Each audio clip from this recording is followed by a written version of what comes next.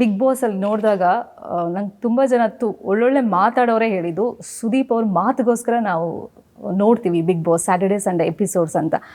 ತುಂಬ ತಿದ್ದಿ ಬುದ್ಧಿ ಹೇಳ್ತೀರಾ, ಕೆಲವೊಂದು ಹಿಂಟ್ಗಳನ್ನು ಕೊಡೋ ಮುಖಾಂತರ ತಿದ್ದುತ್ತೀರಾ. ಬಿಗ್ ಬಾಸಿಂದ ಇಷ್ಟು ವರ್ಷ ಸುದೀಪ್ ಕಲ್ತಿದ್ದೇನು? ತಾಳ್ಮೆ.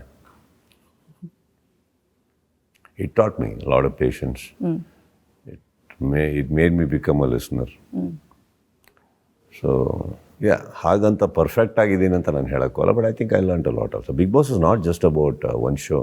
ಯಾರು ಏನೇ ಹೇಳಲಿ, ಎಷ್ಟೇ ಮಾತಾಡಲಿ, ಅದು ಒಂದು ಭಾಳ ಅದ್ಭುತವಾದಂಥ ಶೋ. ನಾಟ್ ಜಸ್ಟ್ ಬಿಕಾಸ್ ಏನು ಕೆಲವ್ರು ಮಾತಾಡ್ಬೇಕಾದ್ರೆ ಏನು ರೀ ಕೊಡುತ್ತೆ, ಏನು ಕಲಿಸುತ್ತೆ, ಎಲ್ಲದೂ ಕಲಿಸೋದೇ ನೋಡೋದ ನೀವು.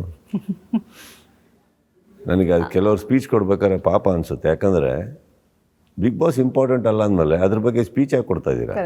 ಒಂದು ನನಗೆ ಅರ್ಥ ಆಗಿರೋದು, ಗೊತ್ತಿಲ್ಲದೇನೋ ತುಂಬ ಮನಸ್ಸೊಳಗಡೆ ಎಲ್ಲ ಹೋಗ್ಬಿಟ್ಟಿದೆ ಆ ಶೋ. ಎಲ್ಲರಿಗೂ ದ್ವೇಷಕ್ಕೂ ಕಾರಣ ಆಗಿದೆ, ಪ್ರೀತಿಗೂ ಕಾರಣ ಆಗಿದೆ.